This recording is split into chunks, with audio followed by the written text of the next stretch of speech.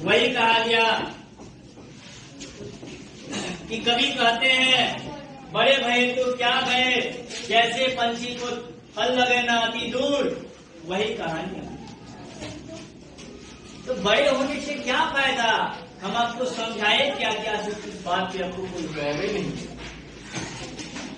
तो तड़कुल के पेड़ देखते हैं कितना बड़ा है, उस पर देखिएगा कई वो पक्षी बैठे हैं, नहीं बैठे हैं ना। बड़ा होने से उसको क्या फायदा हुआ, आम के पौधे पे फल के पौधे पे बैठ जाते हैं पक्षी, लेकिन बड़े सब जरूरी नहीं। बड़ा सा नदी समुद्र देखे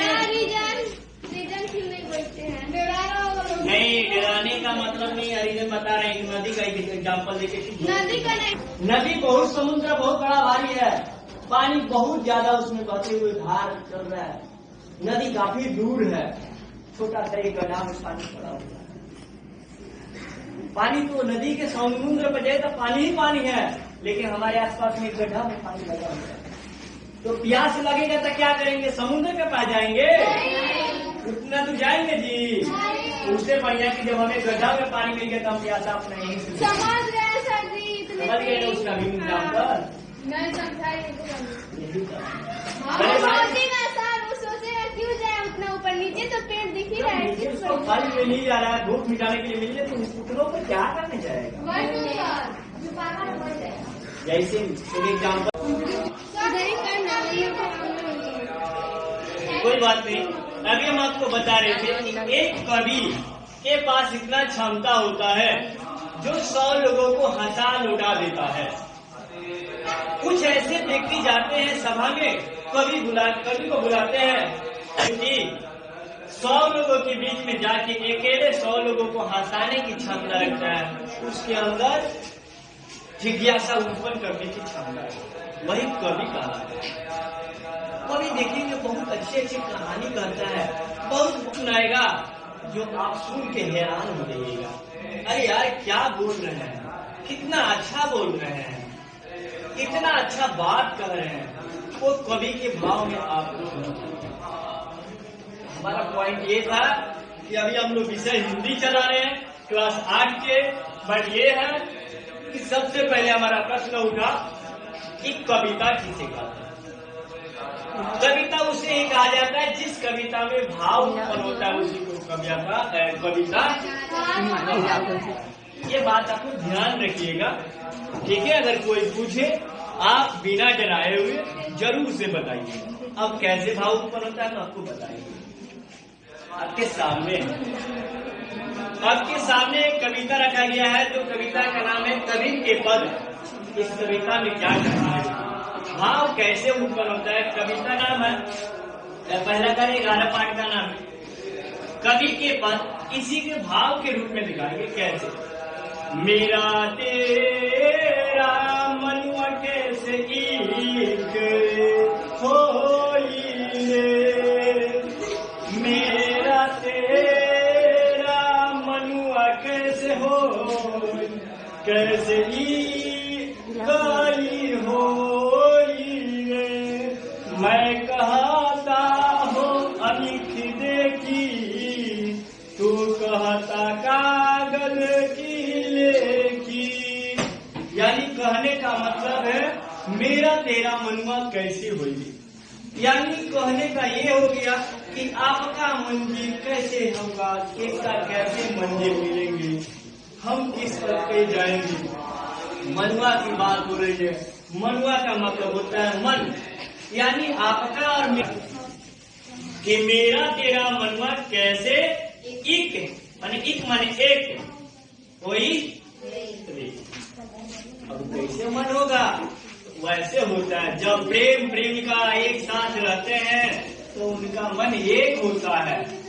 लेकिन हम लोग पड़ोसी होके आपस में घर परिवार में आज सबका मन एक जैसे नहीं है।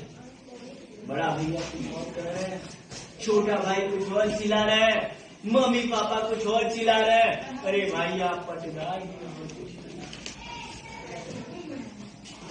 सोच रहे हैं कि जो व्यक्ति आगे बढ़ रहा है उसे हम बढ़ने नहीं, कैसे बढ़ भाई इतने पीछे था कैसे आगे बढ़ गया। तो हम लोग का जब मन सब परिवार का एक मन परिवार हो जाएगा, उसका मन एक हो जाएगा, तो उसे कोई माई का लाल नहीं है कि उसे रोक के आगे बढ़े। उसे कोई नहीं रोक सकता है, वो आगे बढ़ जाएगा। लेकिन जहाँ उसने फुटकारा हुआ एक बेनदी, तो आप बढ़ नहीं सकते। कैसे? हम आपको माने नहीं किए तब भी आप आगे क्यों नहीं बढ़ गए?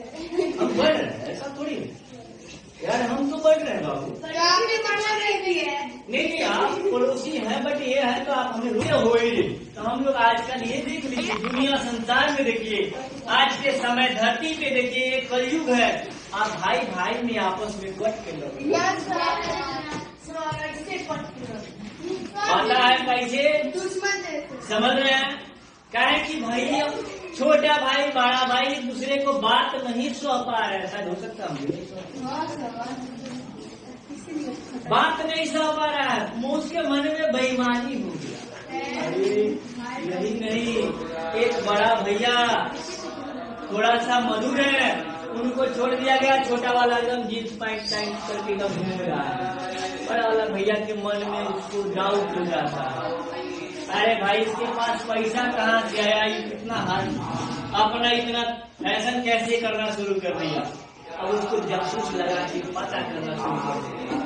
अब झगड़ा हो जाता है, अब झगड़ा हो जाता है कि तुम चोर हो, हम चोर है, वो चोर है, हम नहीं है।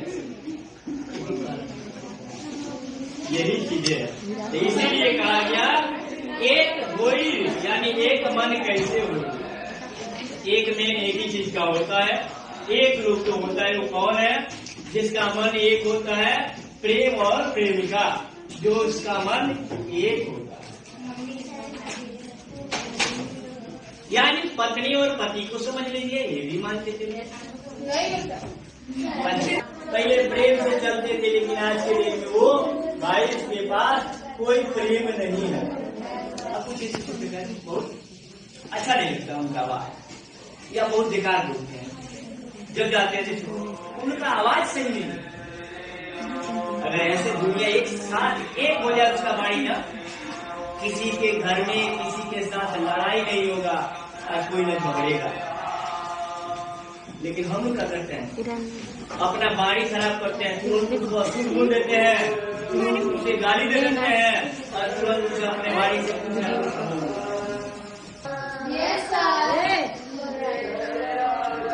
आप इस पर विचार किया होगा ना कि सर आते हैं तो बाबू करते हैं। यही है बाबू। और मन भी होना चाहिए सही। अब कर्म की बात करें तो कर्म अलग होगा। सर उसी को अगर हम किसी के साथ अच्छा करते हैं तो वही लोग बोलता है लोग कितना अच्छा कर्म कर रहा है, उसी को कर्म बोला जाता है। उसी को कर्म बोला जाता है। आखिर हम कर्म कर रहे हैं, आए आते आते को कुछ बोल, जैसे में लोग किसी के घर पे गए, उसके बाद यार बहुत प्रेम से गए, उसके पास ऐसा बात बोला ऐसा होता है कि नहीं होता? यही उसका आवाज यानी बारी खराब है। तो आपके महात्मा जो थे वो बात एक शाम के समय में बोले, शायद आपको सुने होंगे, जो यहाँ के आसपास के पड़ोसी। चलिए आगे लाइन में चलते हैं। अब क्या कहा गया उसके बाद? अखिल मतलब अखिल जो लिखा हुआ है उसका मतलब होता है यार, और कागज मतलब कागज, ठीक है, अर्थ भी है, समझा लीजिए। दूसरा लाइन कर, मैं कहता सुलझावन हारी, तुम रखो जाई रे, जाई रे।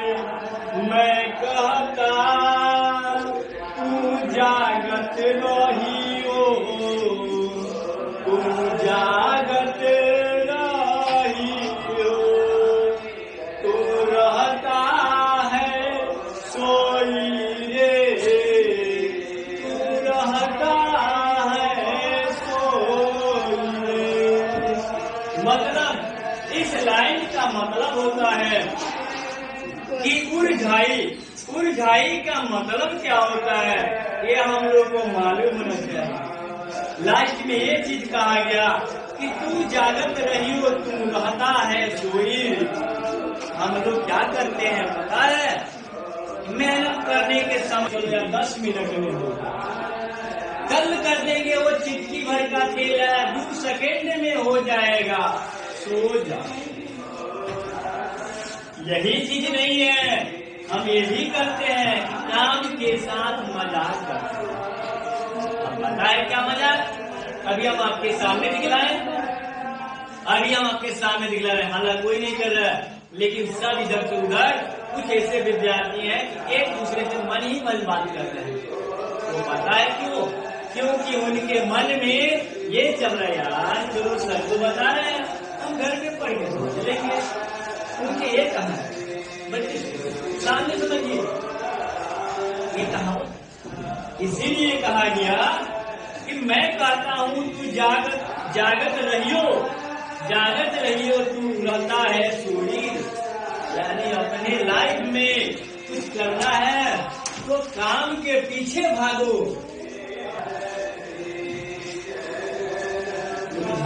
नहीं करते हैं हम लोग, सिर्फ पता है क्या करते हैं, बाबू हाँ पापा जी 8 बजे बैठ जाना पढ़ने और 11 बजे पढ़ना, आधा पे हाथ रखिए। 11 बजे तो हम पढ़ेंगे,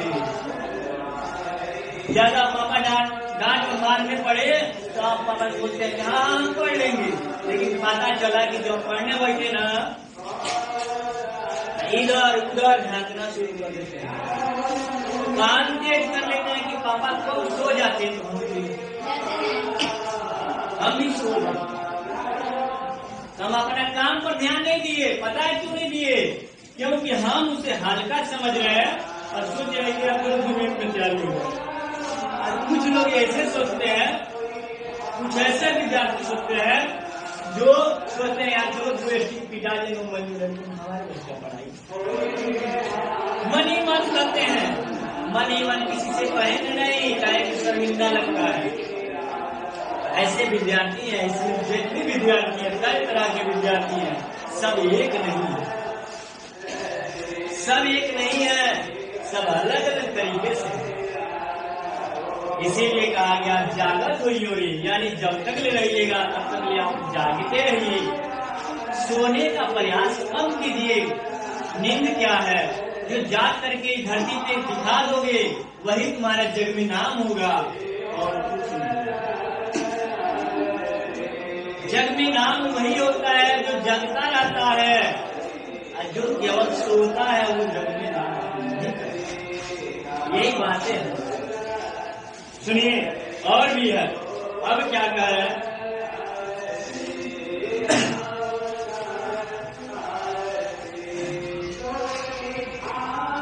कहा गया कि और भी क्या कहा गया कि मैं कहता कि वो रहियो तू जाता है मोही रे, मैं कहता कि मोरोही रहियो तू जाता है मोही रे, जुगुन जुगुन समझावत हरा कहीं ना मानत कोई रे, जुगुन जुगुन समझावत हारा कहीं ना मानत कोई रे। मतलब कहा गया ये व्यक्ति जो आपको समझा रहे हैं, समझाते समझाते हार जाते हैं, लेकिन कोई क्या होता है मानता नहीं है। हम आपको लाख बात कर रहे हैं, लाख एग्जाम्पल दे रहे हैं, गरीब से लेके अमीर, अमीर से पागल, पागल से अंधा, अंधा से लेके अमीर तक ले लंगड़ा लुगड़ा सब पर एग्जाम्पल दे रहे हैं, आपको समझा रहे हैं। नहीं पढ़े, ध्यान से सुने, इधर से निकल गया बाहर गए तो पूरा भाई छोड़ो, उनका काम था वो, छोड़ो, उनका काम था बोलना, हम सुन लिए, बस हो गया, निकाल दिए। तो वही लास्ट में कह रहे हैं कि जुगन जुगन समझावत, यानी जुग जुग तक ले आपको समझाए, लेकिन आप माने नहीं। पापा कहते हैं बाबू बैठ के पढ़ो, पापा ये भी कहते हैं कि बाबू स्कूल जाओ, हम तुम्हें पैसा देंगे, लेकिन पापा के पास तो टाइम नहीं है। पापा के पास टाइम तो क्या था कि वो जुगन जुगन तक ले समझाते हार गए, लेकिन कोई माना नहीं। ये भाई निहोर का मतलब क्या होता है? निहोरी का मतलब क्या होता है? अनुराग न रखने वाला। कहा गया कि भाई कोई बात समझा नहीं, हम उसे समझाते आगे, रास्ता में दिखाते आगे कि बाबू आप ऐसे कीजिए, वैसे कीजिए, आप अच्छे रहिएगा, आपका लाइफ बनेगा। लेकिन वो व्यक्ति समझा नहीं, बात को सुनते गया, टालते गया, सुनते गया, टालते गया। पता है क्या चीज वो क्यों डाला? इसलिए डाला है कि अरे चलो यार 10 दिन के बाद कर देंगे, वो तो एक दिन में पूरा हो जाएगा। अब पता चला कि एक दिन कौन कहता है, उस दिन बीमार, जिस दिन पूरा करना था उस दिन वो बीमार पड़ गया, जिस दिन पूरा करना था उस दिन रिलेशन में चला गया, जिस दिन उसको काम पूरा करना था उस दिन कोई अचानक में जरूरी काम पड़ गया उसे। अब छोटा से सबसे इम्पोर्टेंट चीज बताते हैं आप लोग की लाइफ के लिए और आपकी शिक्षा के लिए। हम लोग तो कहते हैं कि यार परीक्षा रहेगा तो हम 1 महीना में 2 महीना में खूब पढ़ के दिन भर रख लेंगे, हम पढ़ लेंगे। लेकिन पता चलता है कि परीक्षा ऐसे लोग तो सोच लेते हैं, करने के लिए तैयार भी हो जाते हैं, लेकिन पता चला कि जिस दिन परीक्षा 2 महीना बचा हुआ है, बच्चा टारगेट अपना बना कर आया कि हम 2 महीने में पूरा फाइनल कर लेंगे, अपना पढ़ाई पूरा रट जाएंगे।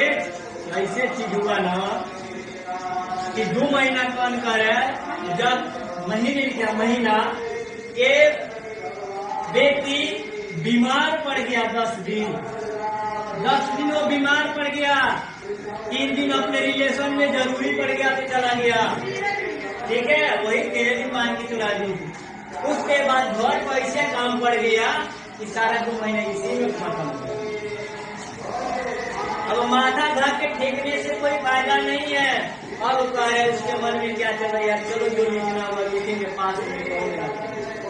अब उसके मन में ये विचार चलना चाहिए। इसीलिए कोई व्यक्ति अगर समझाता हो तो उसे जरूर गौर से समझिए और करने का काम। लेकिन हम लोग उसे टालते जाते हैं। हम ये नहीं कहे आप मत करिए, हम ये नहीं कहे कि आप मत हंसिए, हम ये नहीं कहे कि आप मत रोइए। जब जब आपको समय बनाया गया तब आप हंसिए, रोइए, खेलिए। आपका खाना का टाइम बनेगा, खाना खाइए। पढ़ने का समय बनाया गया तो उस समय पढ़ने वाला टाइम पर अपना पढ़ाई कीजिए। सोने का टाइम बनाएगा उसको सोने का टाइम कीजिए। हाँ, सबका टाइम एक मैनेज करके रखना है कि हमें इतना देर में ये काम क्या है। भाई सोने का टाइम है, अभी सोने का बात करें तो खराटा ले लेते। धारा निर्मल बाहे बामन काया धोई रे, सतगुरु धारा निर्मल बाहे बामे काया धोई रे। कहत कबीर सुनो भाई साधो, कहत कबीर सुनो भाई साधो, कभी वैसा होई रे, कभी वैसा होई रे। ये 2 लाइन जो लास्ट पे पंक्ति था कितना अच्छा था कि सतगुरु धारा निर्मल बाहे बामे काया कोई धोई बामे काया। भाई देखो, बामे का मतलब होता है उसमें, और मौके का मतलब होता है मुझको, और निमोही का मतलब आप लोग को मालूम है उसके बाद एक और अर्थ है, क्या है भाई? कबीर सुनो भाई साधु। क्या कह रहे हैं? एक गाना भी आपका कहत कबीर सुनो भाई साधु। कभी कहता है उस बात को सुनिए, और कभी वैसा होई। यानी जब कवि के बात पे आप उस पर निर्भर कीजिएगा, गौर कीजिएगा, तो कुछ ना कुछ थोड़ा बदलाव हो जाएगा। दो लाइन है, चलेगा। लास्ट है, समझाए जब तो भाई साधु तब ही वैसा हुई। जब कबीर का बात पर गौर कीजिएगा तो आपके अंदर जरूर बदलाव हो जाएगा। और सुन के कान बहिर किए निकल जैसे बहुआ पानी। कहेंगे उनको मेन पॉइंट क्या था? प्यासा। उनका मेन पॉइंट था प्यासा, कि हमारा प्यास लगा है, पानी लगे तो घुट उठ रहा है। सारा धीरे से डाउन हो जाएगा, इसलिए उनका सारा ध्यान था प्यासा पे। पढ़ाई जाए, गोली लगाओ, भाड़ में जाए, लेकिन उसे पढ़ाई ऐसा। यही हमारा कवि का कहना था, और यही बात हम लोग सुन के अपना बात में डाल दी, लास्ट में भी डाल दी, अभी हम लोग डाल दी। आप हमें पाठ में दिए, सुंदर सा पाठ दिए हैं पढ़ने के लिए, कितना अच्छा है। कहावत है कवि का, प्रधानमंत्री बन गए, अब पता चल रहा है कि सबको सता रहे हैं पब्लिकों को, किसी को मरवा के फेंकवा दे रहे हैं, और कोई गरीब जा रहा है तो उसको लाते मार के भगा दे रहे हैं। आपको बड़ा होने से क्या नहीं होगा। कहा गया है कि अगर तुमसे बनता है तो बनाओ, अगर नहीं बनता है तो उसे बिगाड़ने का भी। इसी पे हम बोल दे बोलो। हमसे बन रहा है तो ठीक है भाई, हाँ बैठो, कोशिश करेंगे। हम उसी पे बोल देते हैं कि ठीक है भाई, अगर हमसे होने वाला है तो बैठिए, हम कर सकते हैं, प्रेम से बोलते हैं। लेकिन जब नहीं होता है तो आप झाड़ के उसको मत भगाइए, उसको डांट के मत भगाइए। उससे बोल दीजिए भाई, जो आप काम के लिए आए हैं वो काम हमसे नहीं हो पाएगा, आपसे रिक्वेस्ट करते हैं कि आप और किसी से भी करा। तो बेचारा खुश होके चला जाएगा। लेकिन पता चला कि नहीं होने के डर से डांट के भगा दिए, उसको धक्का मरवा कर भगवा दिए। कुछ ऐसे शिक्षक होते हैं जो पढ़ाते समय में उनको नहीं याद होता, नहीं समझते हैं, तो डंडा उठा के पीछना शुरू कर देते हैं।